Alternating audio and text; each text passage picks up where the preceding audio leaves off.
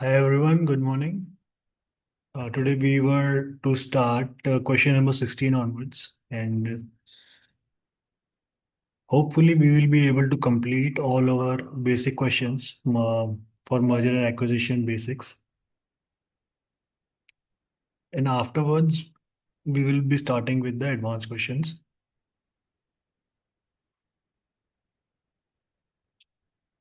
Let's get started with question number 16 now today. So question number 16 is about, are revenues or cost synergies more important? So which kind of synergy is more important? Revenue synergy and cost synergy. Now, uh, when we talk about synergies in merger and acquisition, we generally divide them into two broad categories, revenue synergy and cost synergies. Revenue synergies actually refers to the potential of the combined company to generate more revenue than the two firms could separately. And this might come from cross-selling products, entering new markets using target distribution channels, or leveraging complementary customer bases also. However, while these ideas sound attractive in theory, they are very difficult to achieve in practice. And predicting how much customers will respond and how integration will affect sales team and whether new opportunities will truly materialize is extremely uncertain. And for that reason, professionals in merger and acquisition tend to view revenue synergies as speculative. They may include them in presentations to show upside potential, but they rarely rely upon when valuing a deal. And cost synergies, on the other hand, are typically taken more seriously because they are easier to identify and quantify. For example, if two firms merge, they could consolidate overlapping departments such as HR, human resources, finances, and or marketing. They could also close redundant offices, streamline production facilities, or renegotiate or negotiate better terms with suppliers. These are tangible measures, and these measures are actually measurable also, so which can lead to real cost saving. And that being said, even cost synergies often fail to materialize fully. Integration challenges are there, culture clashes, and the time and resources required to restructure operations also often erode the expected savings. And empirical studies have shown that large portion of announced synergies, both cost and revenue, are never realized. So, to summarize, cost synergies are generally viewed as more credible and form the basis of most synergy-driven valuation models. While revenue synergies are seen as aspirational or optional upside. However, experienced deal makers treat all synergy projections with skepticism because the actual realization of synergy in most merger and acquisition transactions tend to be far lower than estimated.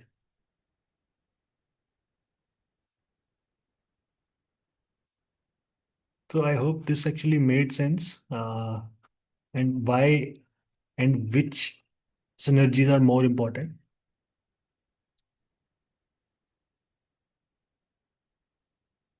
So let's move to question number 17 now. So question number 17 is asking, all else being equal, which method would a company prefer to use when acquiring another company? Cash, stock, or debt? So when a company decides to acquire another firm, it generally has three main options for financing. Financing the purchase, either it's cash, either it's debt, or either they are going to pay in stocks. So each method carries own cost, risk, and implications for both buyer and the seller. And however, all else being equal, a company would prefer to use cash when making an acquisition. And there are several financial and strategic reasons for this preference. So cash is the cheapest source of financing. So from a cost perspective, cash is almost always the least expensive to pay for an acquisition. If a company uses cash, the true cost of the cash is the opportunity cost, meaning the interest income. The That means actually the interest income. So if a company is using cash, so the true cost of that cash would be the opportunity cost. And if you remember, we discussed about it. Cash is actually placed on the balance sheet. And the opportunity cost is only the interest income that the company is generating from that cash.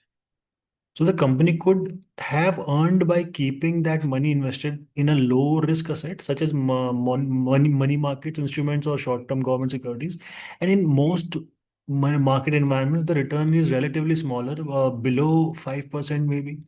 In contrast, debt financing requires the borrower to borrow money and pay interest. And that interest is typically higher than the return on the company that would earn on idle cash. So therefore, using cash is financially cheaper than taking on new debt. Um, so second point I would like to discuss here is cash is less risky than debt also, because debt introduces financing risk and leveraging risk. So financing risk means that if the market conditions change or if lenders are unwilling to extend credit, the buyer might struggle to raise the necessary funds. And leverage risk means that by increasing its debt load, the buyer takes on mandatory interest payments and principal repayments also, which can strain future cash flows and financial stability. So when a company uses cash, it avoids all these risks. And there is no uncertainty about whether financing will be available, and no future obligations to service debt. And stocks, if we talk about this, let's compare stocks, cash to stocks. So stock is generally the most expensive and the riskiest option. When a company issues stock to pay for an acquisition, it actually effectively sells. It's actually effectively selling part of itself, and this creates dilution. And existing shareholders now own a smaller percentage of the company, and moreover, the cost of equity or the return investors expecting for holding the company share is almost always higher than the cost of debt. And this means using stock is more expensive in terms of shareholders value. And we also discussed about this, that introducing debt in the cost structure actually reduces the cost of capital, weighted average cost of capital. If you remember, we discussed about this here, cost of capital. Yes, here in this portion when we were discussing about the weighted average cost of capital. So when we introduce debt in a cost of capital, it actually reduces our total cost of capital in a capital structure. So it reduces our cost of capital.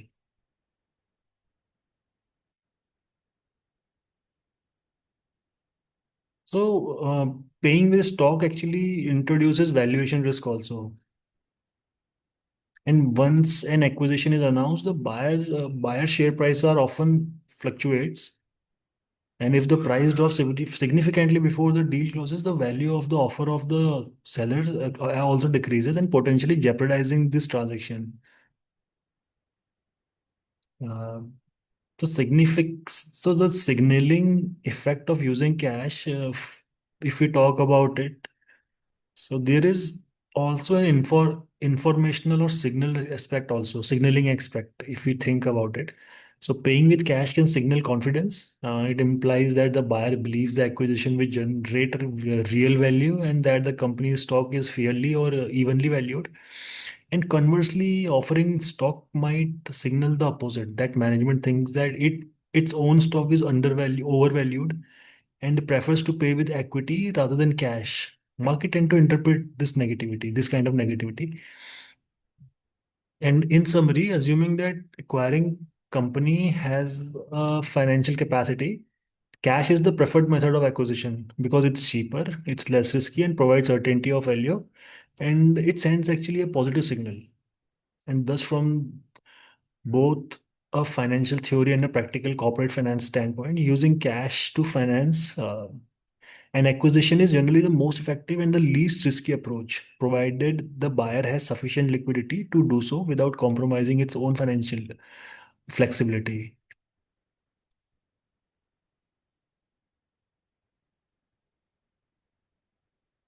I hope this is clear.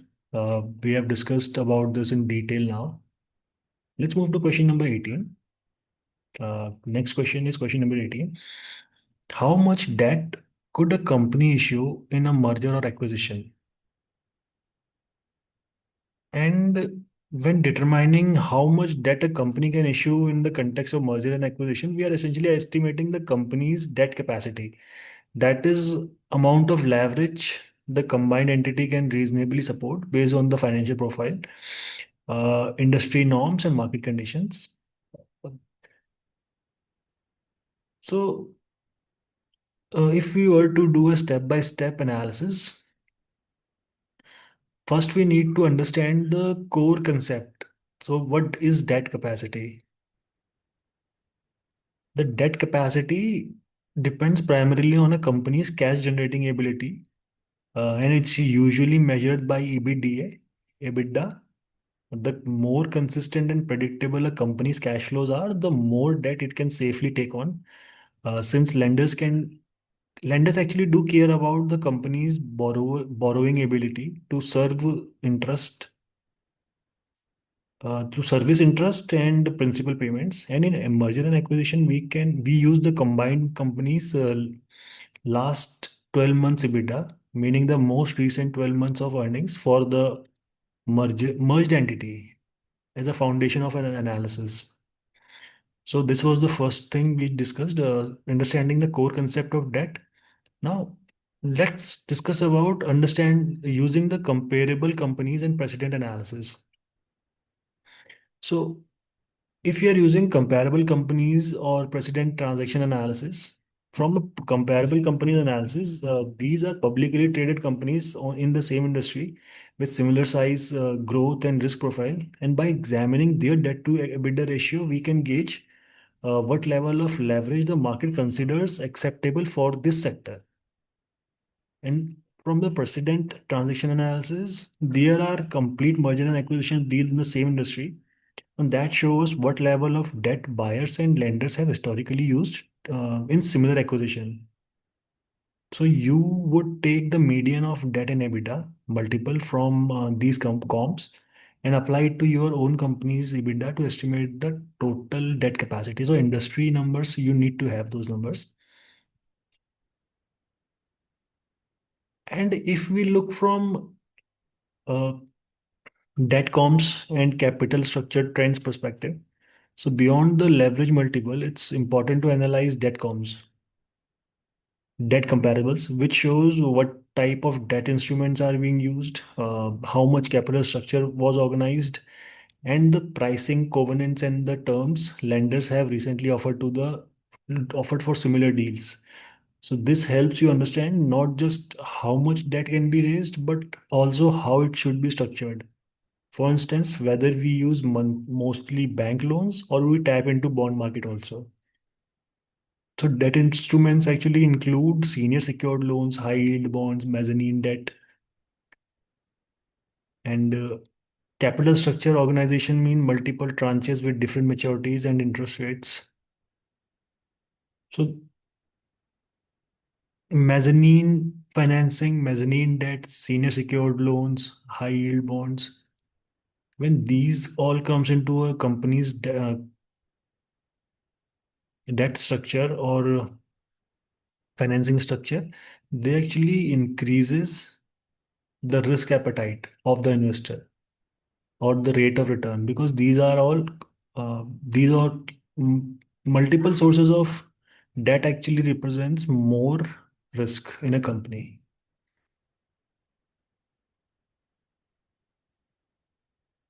And if we think from adjusting for company specific and market factors, so business risk, if you think companies with stable cash flows can take on more leverage than cyclical ones.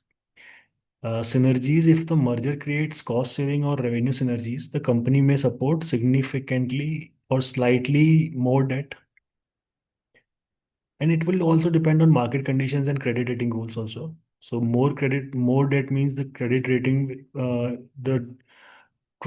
is going to be downgraded. And market conditions, in a strong market condition, leaders may be willing to extend higher leverages. And in a downturn, leverages typically contract. And just to summarize this, the process of estimating how much debt a company can raise in a merger and acquisition deal looks like First, we calculate the combined company's last 12 months EBITDA. Then we analyze the comparable companies and precedent transactions to determine the market-based debt to EBITDA multiple. And we then apply that multiple to our EBITDA to estimate total debt capacity. We review the debt comps to understand how similar companies structure their borrowing, and then we adjust based on company-specific and market-specific considerations. So this approach actually blends quantitative benchmarking using multiples with quantitative judgment based on risk, markets, and strategic factors also.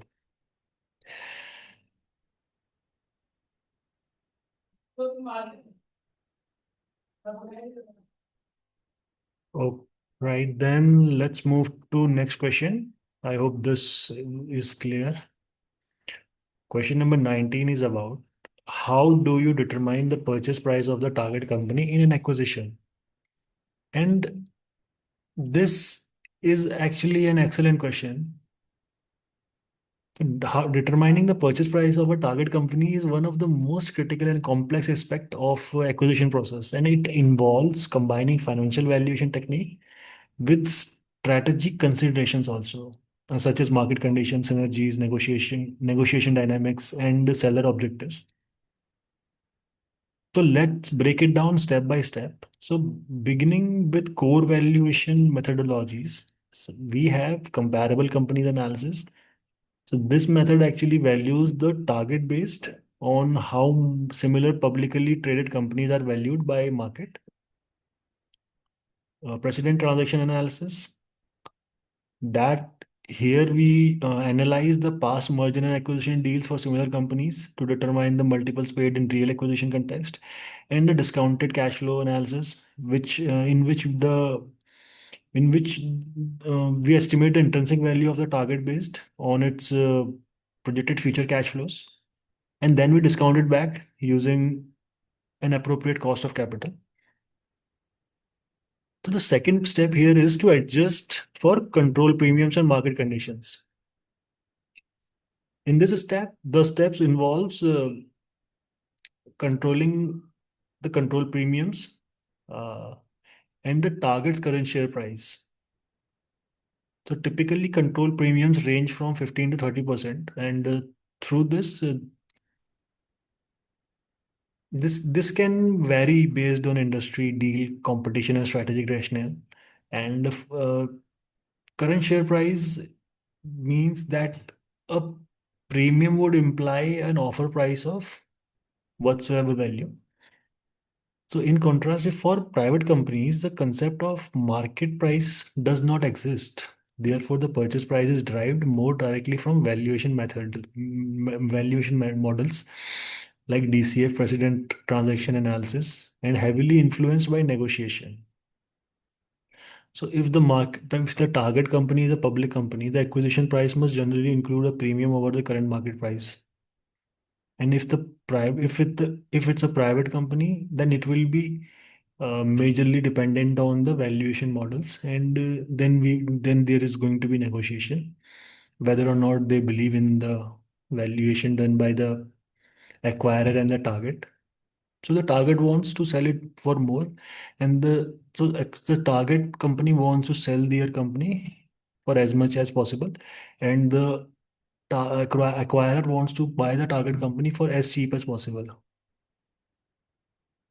So target companies are going to be more optimistic and most optimistic approach, and the acquirer company are going to use a more conservative approach and considering synergies and strategic value. So acquirers really rarely buy a company purely for its standalone value. They often anticipate synergies, cost saving, or revenue enhancement achieved by combining operations, and these may include economies of scale, expanded distribution networks, cross-selling opportunities, or elimination of redundant cost also. So buyers might be willing to pay a premium reflecting a portion of these synergies, though typically not 100%, since some benefits must accrue to the acquirer's shareholder post-merger also. So For example, let's take an example. If a standalone valuation of a company is $1 billion, but estimated synergies have a present value of $200 million, the buyer might offer around 1.1 to 1.15 billion dollars, sharing part of the synergy value with the seller also, and account for negotiation dynamics. Purchase price of a target company in an acquisition, we also need to account for negotiation dynamics. Ultimately, the final purchase price is the result of negotiation between the buyer and seller. A competitive bidding process can drive the purchase upward, as multiple buyers compare. And conversely, if the target is distressed or lack leverages, the acquirer may secure a discount price. So other factors such as payment structures, like cash versus stock, timing, regulatory conditions, and strategic motivations also influence the final agreed upon price. And in summary, determining the purchase price of an acquisition is both a quantitative and a qualitative process. Quantitative methods establish the value range, and qualitative factors such as control premiums, energies, negotiation leverages, and market conditions determine whether in that range the final price will land. Ultimately, the valuation actually provides the science, while negotiation and strategy judgment provide the art of determining the right purchase price. Uh, that's pretty much it. We have discussed this topic in detail now, and not just valuation on based on our models, but the valuation is also influenced by negotiation. We need to keep that in mind when we are valuing a company or when we are doing actually a deal.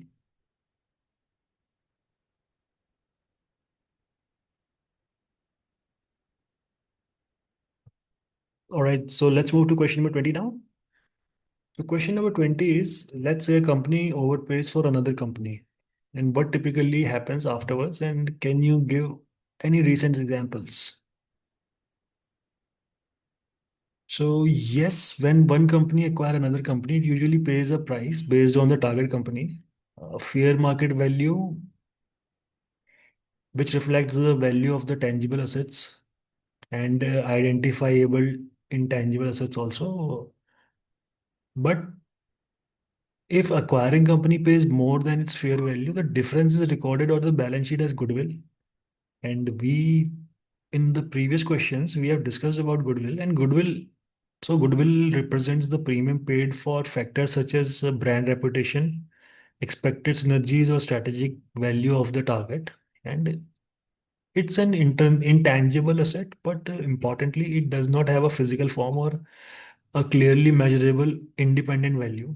And now, here when overpaying becomes problematic, if the acquisition fails to deliver the expected benefit, for example, if cost saving, revenue growth, or integration synergies do not materialize, the acquirer may later realize that the target company is worth less than what was paid. In that case, accounting rules require the company to perform what's called impairment test of goodwill. So this is how the goodwill is impaired. And if the test showed that the fair value of the acquired business has declined below its carrying amount on the balance sheet, the company must record a goodwill impairment charges. And this is a non-cash expense that reduces the value of the goodwill and appear as a loss on the income statement. It does not directly affect cash flow, but it signals to investors that the acquisition underperformed and often cause a significant decline in the company's stock price due to perceived poor capital allocation. A classic example would be eBay's acquisition of Skype in 2005. So eBay paid around 2.6 billion for Skype, expecting it to enhance communication between buyer and the seller on this platform. However, those synergies did not pay out as expected. A few years later, eBay concluded that it has overpaid and was forced to write down the significant portion of the goodwill, resulting in a large impairment charge and quarterly loss. And uh,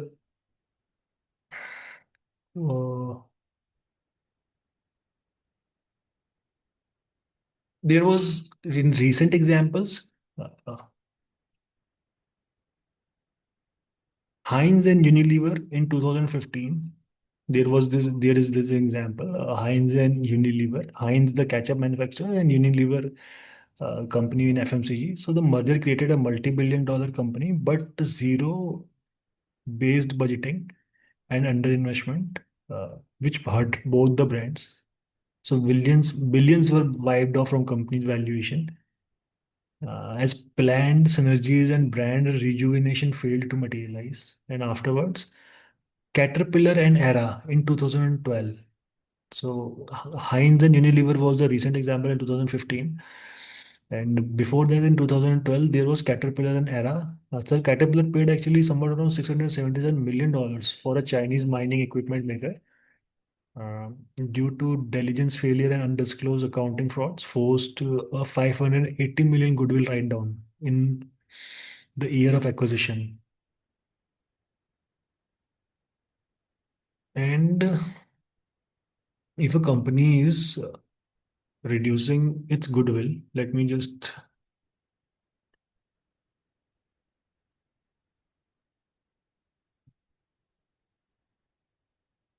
so if, see, understand this from the perspective of a business owner.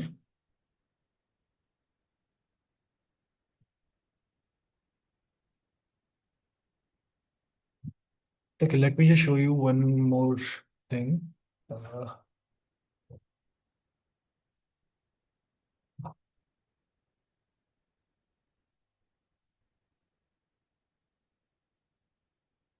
all right, I'll be sharing my screen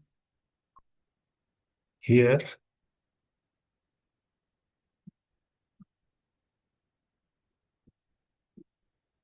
So, worst quarterly loss in India in 2019. Uh, Tata Motors joins the league. Where here in this article, Tata Motors actually bought Jaguar Land Rover. And when Jaguar and Land Rover, as discussed after the merger and acquisition of Jaguar and Land Rover with Tata Motors, the Jaguar did not deliver as they thought. And hence, what did happen is Tata Motors actually announced a loss or non-cash exceptional charge of 26,961 crore. So if you read the article, December quarterly losses of 26,961 crore took the market by surprise. It was the highest ever quarterly loss reported by any company on the Dalal Street. Dalal Street, if you are watching this video from any other part of the world, Dalal Street is actually the Wall Street of India. The losses were largely caused by one-time exceptional non-cash charge for impairment of $3.1 billion dollar pound at its subsidiary JLR. This means, so the goodwill, the impairment, they are actually impairing the goodwill which they created on their balance sheet after the acquisition of Jaguar and Land Rover. In Jaguar and Land Rover being after being such a big brand, they did not deliver. They were not able to meet the expectations of the Indian consumer or whatsoever consumers throughout the world. So they actually had to record a loss of 26,961 crores.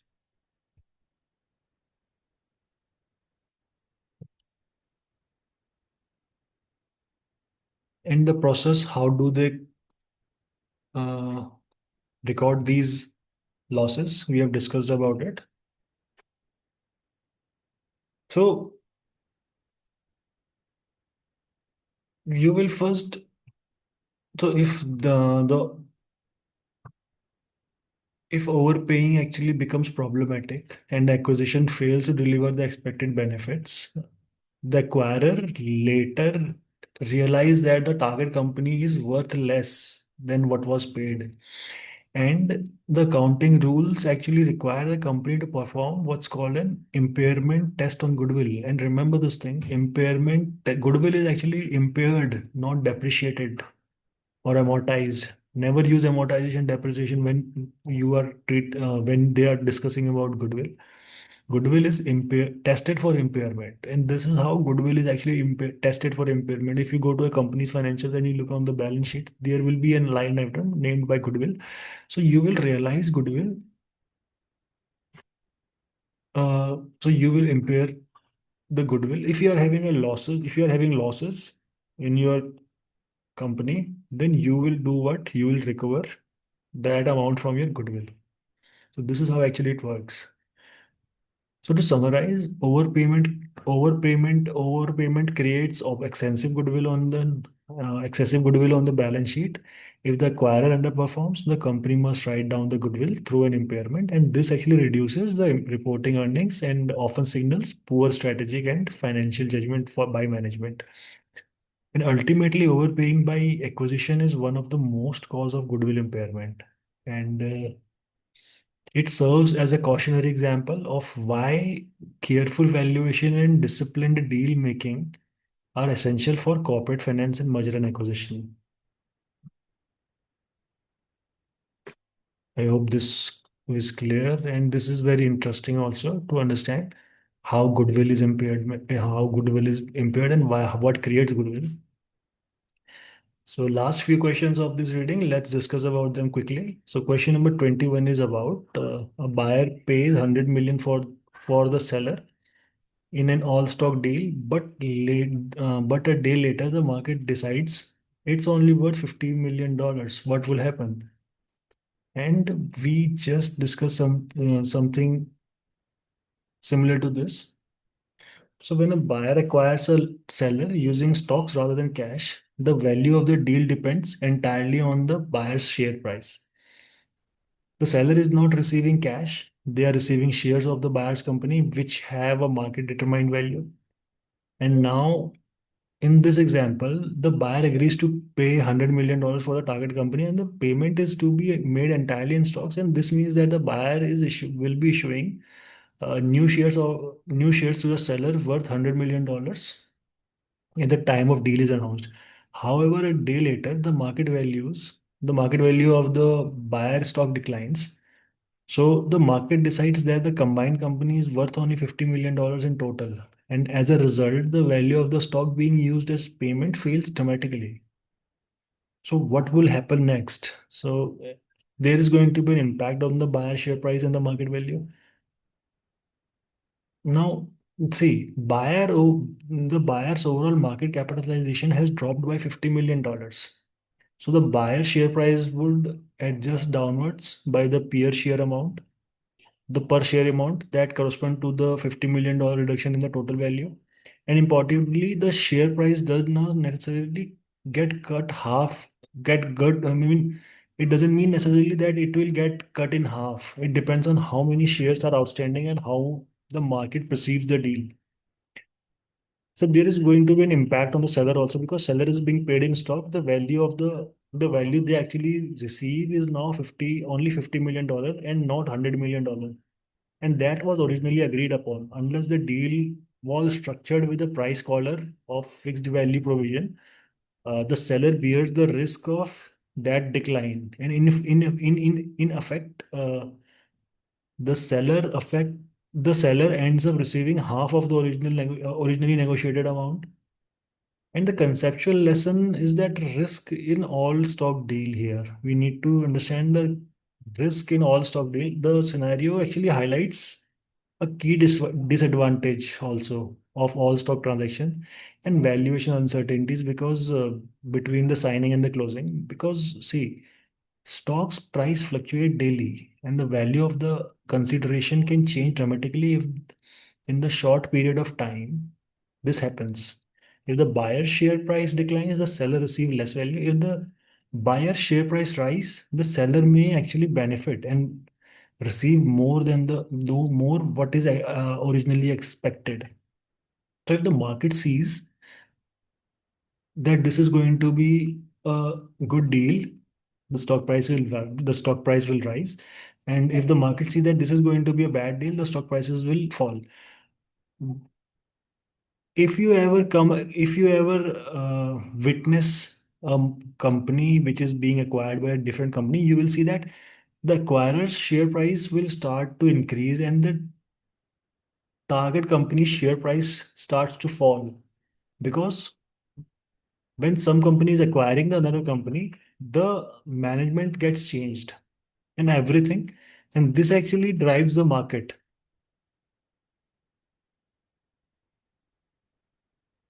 So the summary point is actually this example illustrates one of the major risk of all stock deals. Sudden and unexpected changes in the buyer share price can significantly affect the deal's perceived and actual value. And both buyer and seller must be aware of the risk and may use deal structures like collars or fixed value mechanisms to protect themselves. So collar and fixed value mechanisms should be used to protect themselves against such volatility in an all stock deal. And when a contract is being happened on in this question, in this example, legal perspective should be explored more. Okay, so let's move to question number 22 now. Why do most merger and acquisitions fail? Question number 22 is an excellent question, and that's the most important topic in corporate strategy. While mergers and acquisitions are often presented as opportunities for rapid growth and value creation, in practice, a majority of them fail to achieve the intended objective. Why this happens? So, first of all, the integration challenges are there. So integration challenges are the heart of the most failures. When two companies merge, they are not combining financial statements, they are rebuilding. So they are blending different corporate cultures, management styles, operating systems, and even customer expectations. So this process can extremely disrupt many many organizations actually underestimate how difficult it is to align employees, integrate IT systems, and establish a unified process.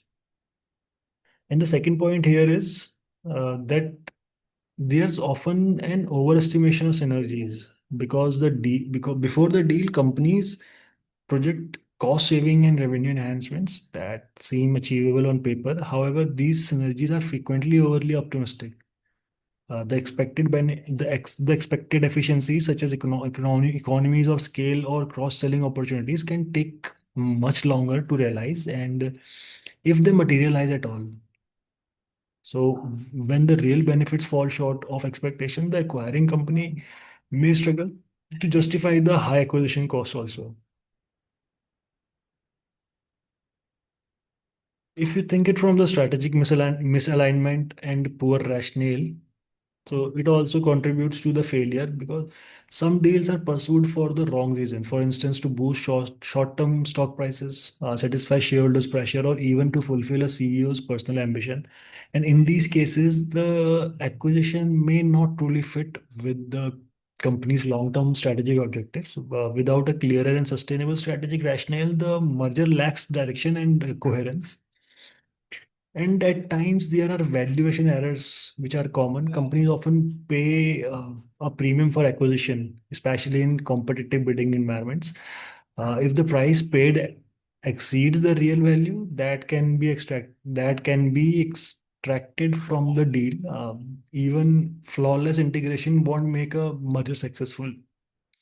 And in summary, most merger and acquisition fail because they are far more complex than what they appear. So the factors which are going to affect our integration challenges are there. There are strategic misalignments. There are overestimation of synergies. So there are valuation errors in common. So there are valuation commons errors which are common, and leadership and communication issues also play in significant role.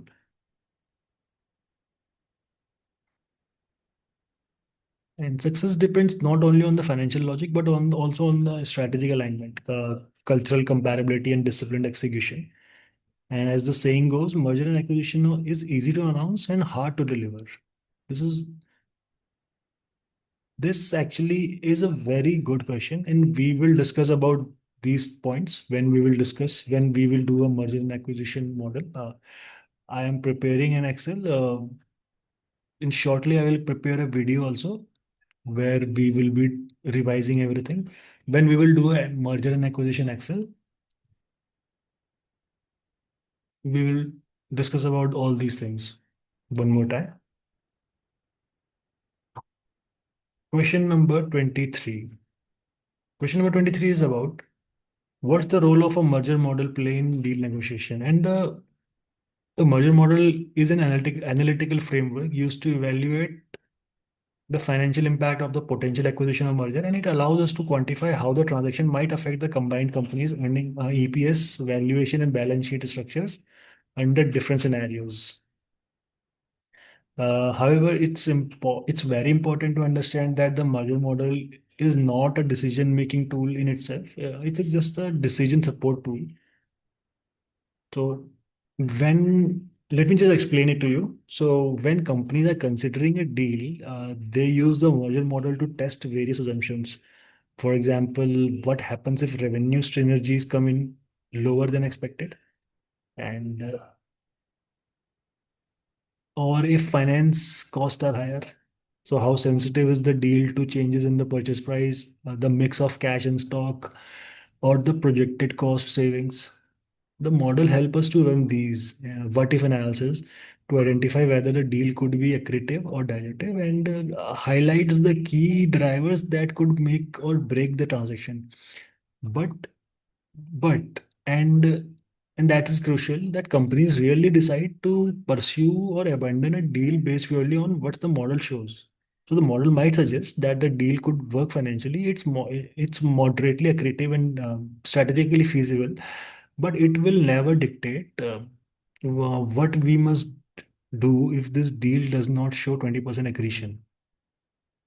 And in practice, deal negotiations are influenced by many non-quantitative factors: strategic fit, long-term vision, market position, corporate culture, um, executive relationships, and even ego or personal ambitions often play a larger role in these than the number themselves. And financial modeling provides a rational structure around these discussions, but it cannot capture the human or strategic dimensions of a transaction. And I would recommend you guys to not think it from a numbers perspective, but also the qualitative perspective also. Always try to look it from a qualitative perspective. Also, what could go wrong? Don't be overestimating and don't work like robots. Try to understand the story behind it. In the previous question only, we have discussed what are the challenges, the reasons. There are a lot of reasons.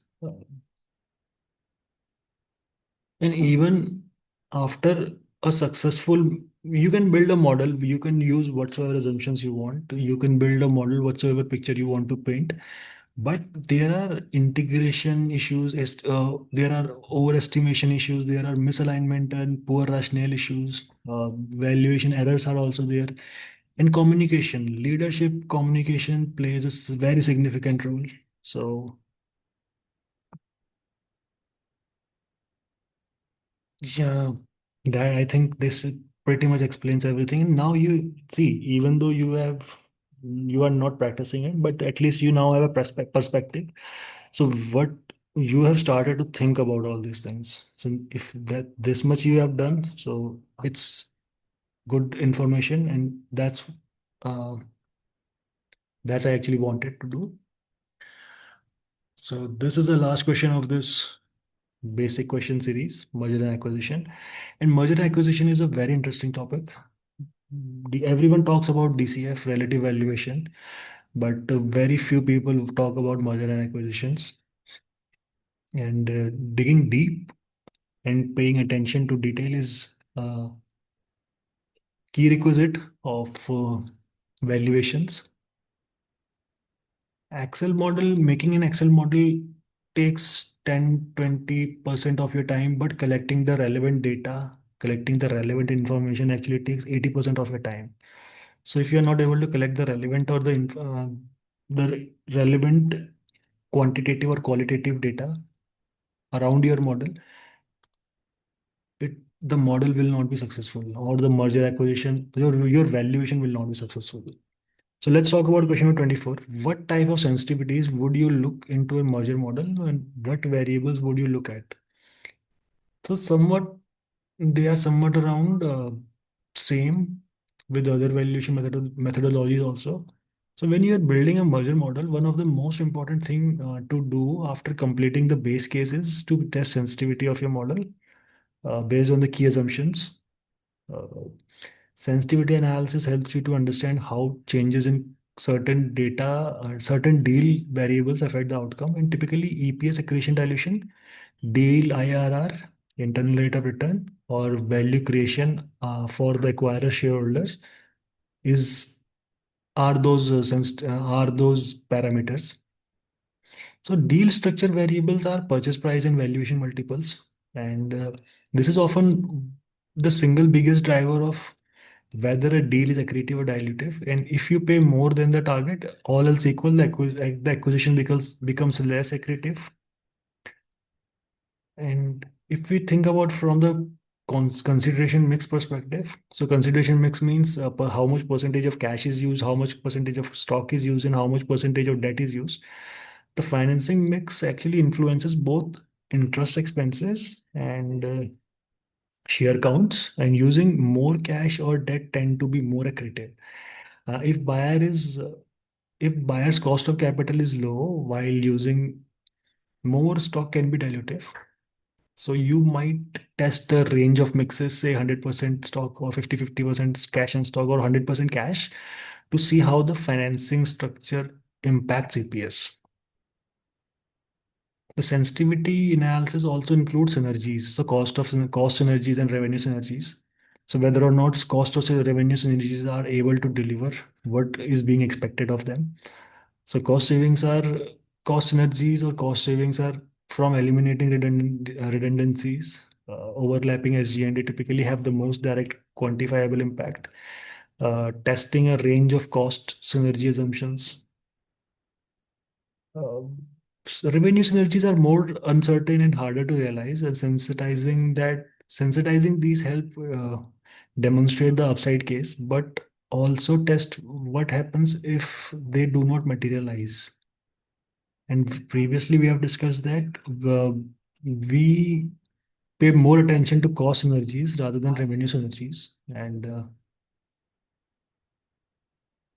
operating assumptions, if we think about operating assumptions in the sensitivity analysis, you might also test operational drivers such as the revenue growth, EBIT margin, or working capital assumption for the combined company. And however, these are often presented as separate scenarios.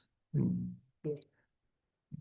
Yes, for example, base case, downside or upside, rather than the two-dimensional sensitivity table. But yes, they are important. And interest rate and debt cost. And in a raising rate environment, it's important to test how changes in the cost of debt affect the accretion and dilution or the deal's IRR.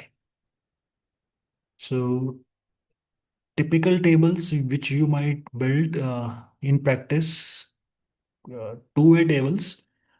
You might build purchase price versus cost synergies, purchase price versus percentage stock consideration, the mix of consideration mix, percent how much debt, how much stock, and how much cash you are using, and purchase price versus revenue synergies, because how much upside is needed for the deal to remain accretive. That's important. How financing mix affect the accretion dilution is also necessary to understand, and how much synergy is needed to offset a higher price.